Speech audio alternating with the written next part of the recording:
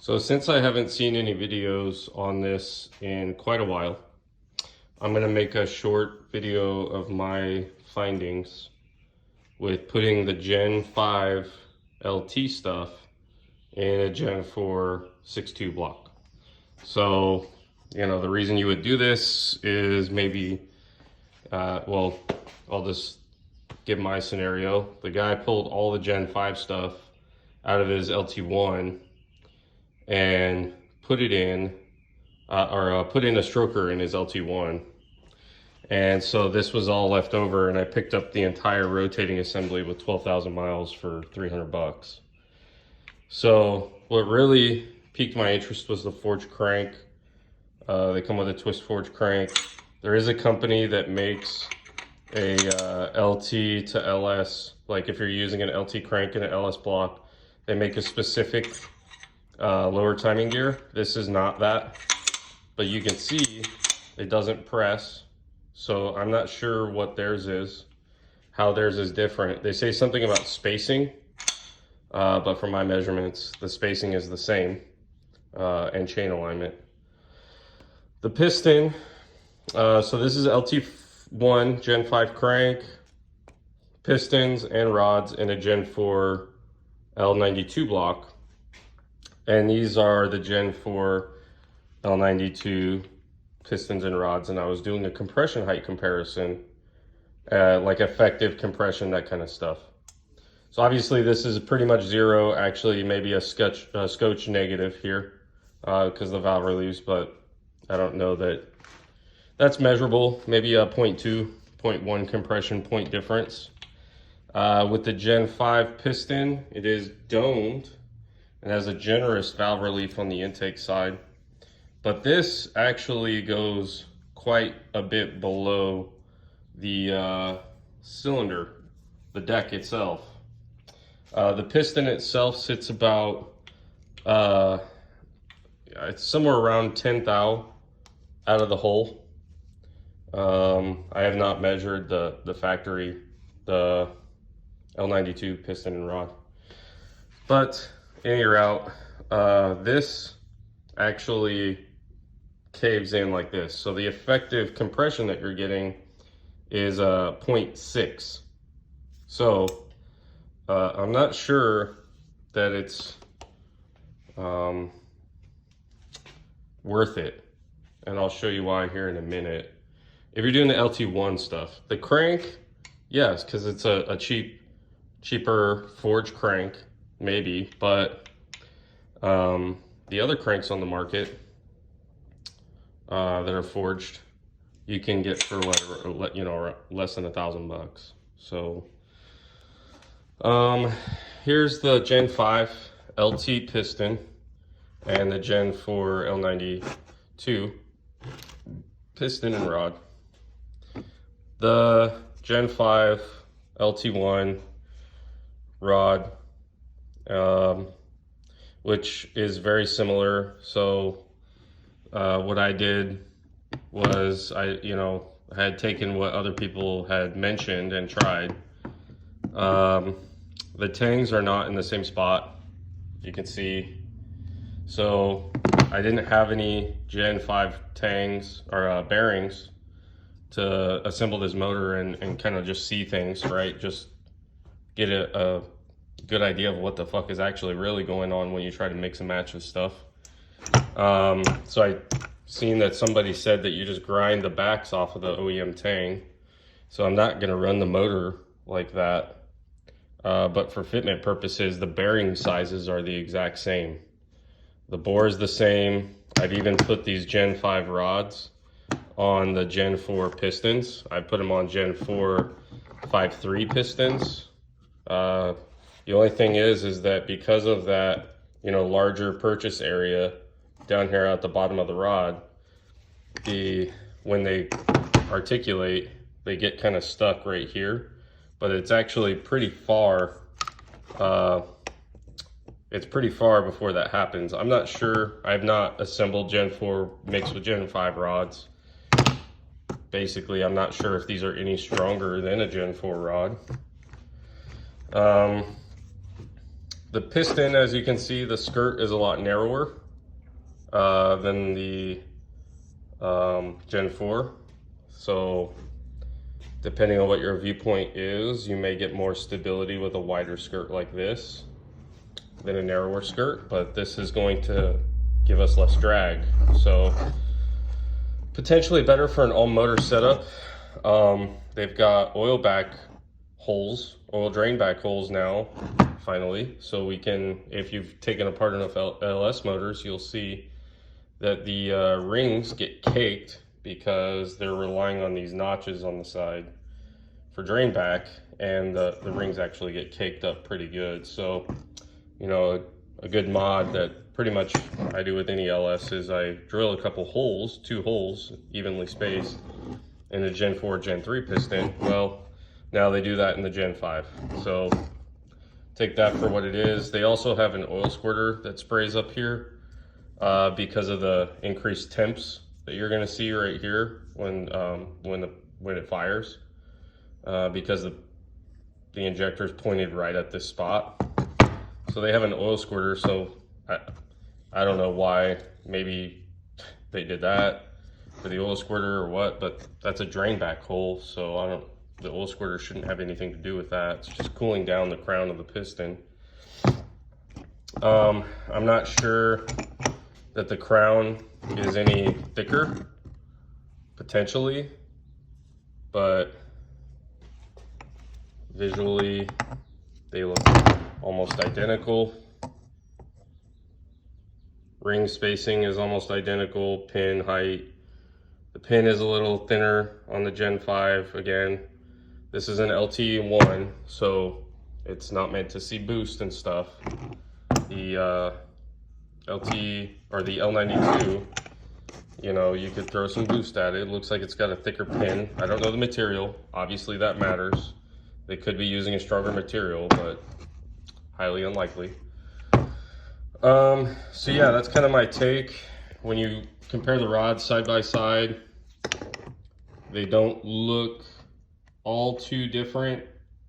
Gen 4 versus Gen 5, maybe a touch right here, and that's a stretch. Side to side, they don't look any thicker, you know, than the regular Gen 4 rod. It's just that the you know, they've lightened the top here. Again, another kind of all motor thing. I used to see this, I worked at CAT, I was an engine builder at CAT. I used to see this a lot with the diesel stuff, is they make the surface area wider on the bottom because it distributes the load from the pin across the wider area. And diesels are also direct injection. So they could be doing that to save the pin wear, that kind of stuff, and bushing wear on the actual rod, is give it a wider area with a thicker, or you know, the same film but a wider area, and it will be able to handle more of those direct injection stresses. That's something that the Gen 4s never saw, right? Is all those added stresses. So they saved weight on the top and added it to the bottom, the load side of the rod. But as far as bearings and stuff like that, you know, I ground the tangs off of the Gen 4 bearing and put them in the Gen 5 rods, and that's how it is in the block right now. You can see, I can turn it over by hand. You know, it's rotating very smoothly. The deck height is the same. They come out of the bore the same. The rods are the same length, you know, 3622. That's pretty well known by now, even though the initial publishing was that the rod was a little different, or the stroke was a little different on the Gen 5s. It's not, because you could see that, you know, there's no immense amount of protrusion, because if the rod was a different length, the crank would have to be different as well, and it's just not. We can move on to the crank now, because there are some differences there. The crank is what I see is potentially the most sought after thing of the Gen 5 stuff, and I'll explain. See the chamfering? So they chamfer all the oil holes now on these twist forge cranks. They're all in the same spot. I've got the L92 crank here. And you can see that they're not chamfered, it's just a hole drilled. My theory is they made these holes smaller or not chamfered on purpose, because it's a cast crank. So if you make the holes bigger, it's more prone to cracking and breaking apart. On the forged crank, they have a little bit more leeway to do stuff like that because the crank is stronger. My opinion, maybe, maybe not, but they're all chamfered. All the oiling holes look bigger on the Gen 5. Here's how much clearance. It's literally the exact same stuff, right? The Gen 4 and the Gen 5 lt1. Where it becomes different, or what I've seen different, is the lt4 rods. They are extremely big compared to the lt1 rods. The lt1 rod is, if you look at like a LSA, the lt1 rod looks just like an LSA rod, which it probably, you know, is similar. But you know, there's been a lot of people that have proven that the old Gen 4 stuff can really handle a lot of power. So the tone wheel is the same. It fits the same. There's where, right here is where your sensor would come in. So it's lighting. So it's pointed right at the tone wheel. All the tooth marks are on the same spot. The counterweights are on the same spot. The crank has through holes right here. Another benefit of going with a forged crank is you can lighten it. So they've drilled these holes all the way through, all right here. So they lighten the crank in some areas. I'm not sure of the total weight of the crank, if there's a lot of difference. And it's also an 8-bolt. So you would use LSA stuff as far as the 8-bolt is concerned, versus the 6-bolt that comes in the Gen 4. So yeah, there's a company that makes the proper lower chain guide. This is just a regular Gen 3, Gen 4, you know, milling unit. But you can see it doesn't press. It does go all the way on. And the woodruff key does engage it, but only by about that much. So what you would need to do, I mean, I'm sure there's other ways. I haven't really done a lot of research on this very particular part, but this would be the hang up, right? Is you would cut the woodruff key, or you would just get a crank pulley that had a slot for it like that, and then you would press it on. But the snout length is the same on the Gen 5 versus the Gen 4 if you get a wet sump crank, like out of a Camaro or the Stingray. So that's how you can get a cheaper forged crank if you end up finding one. Yeah, I don't know what the company does. They specify the L8T, that their lower chain pulley or lower chain sprocket works with the LT when you put the LT crank in an LS, but they specify L8T. I don't know the difference between an L8T crank and an LT1 crank as far as the snout and all that stuff is concerned. I'm not sure on that. Maybe this is all you have. I'm not sure, but when you bolt the pulley on, it's going to press extremely hard on this. So I'm not sure that it really matters. I'm just not sure, you know what I mean? These are the kinds of things that you can run into. This is more of an informational video. This block actually is damaged quite heavily on this back sleeve right here. So this is just, there's no rings in here, there's nothing in here. 100% just, what can I see? What is going on with this stuff? Because I have it all. As far as my opinion, I would just buy If I was going to throw a little bit of boost at this or something, I would just buy a Gen 4 L92 block, throw some new rings and new bearings in it, and send it, right? I don't know that it's worth it to go with the lt1 stuff. There's also a couple other things that I've heard. No idea yet, because I haven't even put a cylinder head on yet to check. But you can see the generous relief here for the intake valve, but there's nothing for the exhaust valve. Well, this is the highest part of the dome. This dome is tapered all the way around, and this is the highest part of the dome. So I've heard that you need to get these pistons actually a groove cut for the exhaust valve to actually clear. That would negate anything about compression that you would get out of that. Everybody knows that the L92, this is backwards. But I don't know why they did that. But yeah, if you have to cut a groove for the exhaust valve to clear to run a bigger cam, you're not gaining anything from this. I don't think that this would really play any part in how it runs. There's really weird domes on a lot of different pistons, and I'm not sure that this would actually affect anything if you were to run non-DI with a DI piston. The LT guys switch over from DI to port injection all the time and don't have any consequences, right? When they go boost, they want to run an easier fuel system to make a lot more power.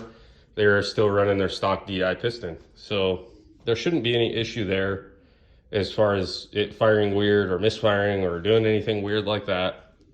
I just don't know that overall if it's worth it to chase after Gen 5 stuff in a Gen 4 block, other than the crank is a really cheap, potentially a really cheap, if you could find one in good shape, really cheap crank that's forged.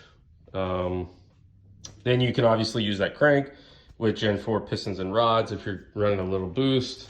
I like the wider skirt area on the Gen 4 piston. I'd rather, and with the rod being negligibly visually different now, the material, I'm not sure what kind of material. I'm assuming that they're the same though.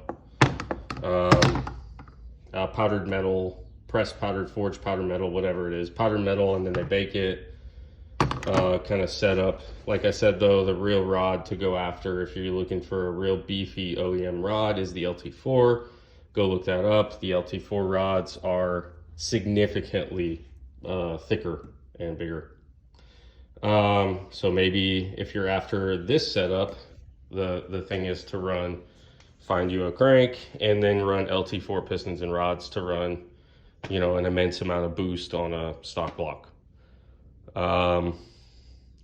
That's kind of my opinions on pretty much everything that I have here, sitting here.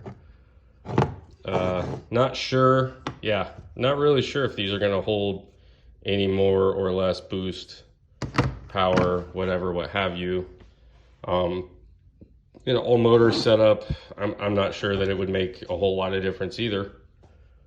Kind of seems like it's the harder way to go when you run the LT1 stuff, because you're stuck using the LT1 bearings, and they're the red coated bearing, and that coating under high loads and high pressures, the coating actually flakes off of the LT1 bearing. So if you're just trying to run some kings and just get it done, you know, just run the Gen 4 stuff. I'm not sure, right, how much power can you push through a 6.2 with still only 4 bolts here? You know what I mean? No 5th bolt. Do you need a forged crank? Do you need a forged LT1 crank? I don't know. Maybe it's great. Maybe it's also a headache because you have the 8 bolt in the back versus the 6 bolt. And guys are running cast cranks at 1,000 horsepower. I'm sure there's going to be somebody that says something, but I've never seen a cast crank come apart you know, cast LS crank come apart. You know, the blocks are really stable. They're 6-bolt mains. So yeah, I'm not sure that going with the Gen 5 stuff is even worth it. When the Gen 4 stuff has kind of been proven. Gen 5 guys are having some issues, but it could lead to them just throwing blowers on stuff and not putting any ring gap, right? We all know you gotta run, you gotta open up the ring gap when you start adding even more and more heat into these motors. And if you don't, then on these stock pistons, the stock cast pistons, you're asking for a ring land to break, a piston to come apart, a ring to get stuck, all that good stuff. So yeah, their problems might stem from them not knowing to or wanting to throw a ring gap at these and take the blocks apart. The rods, I don't see why they wouldn't hold as much or more as a Gen 4 rod.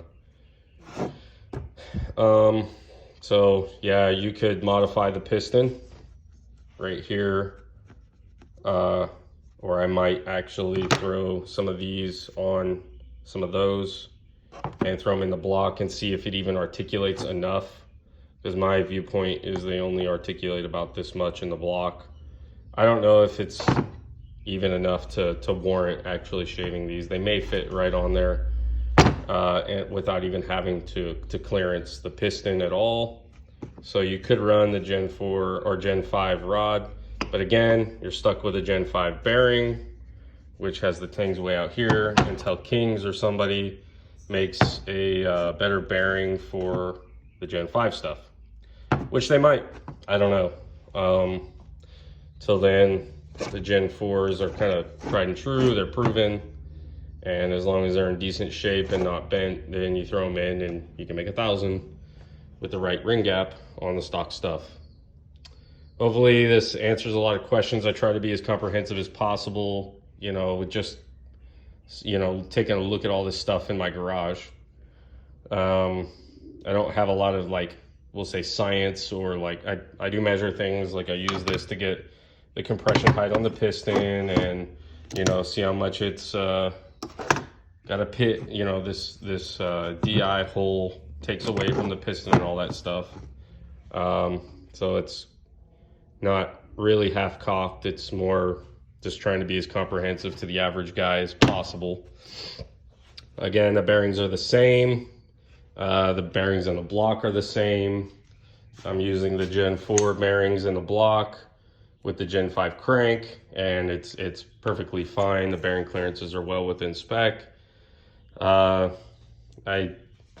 Yeah, for install purposes, I put the Gen 4 bearing on the Gen 5 rod, like I'd mentioned, and there's no binding issues, there's no weird issues, other than the bearing doesn't really want to locate all that great, which kind of makes me uneasy. But apparently the Gen 5 guys are using the Kings, and they're just grinding the tang off of them and throwing them in the rod, and they don't spin. Clearances in the block are fine. All the clearances are as it was with the Gen 4. As you can see, the rod is not really too terribly different. But yeah, that's pretty much it. There's really, I don't see an issue. I just don't see why you would go for it over a Gen 4 stuff.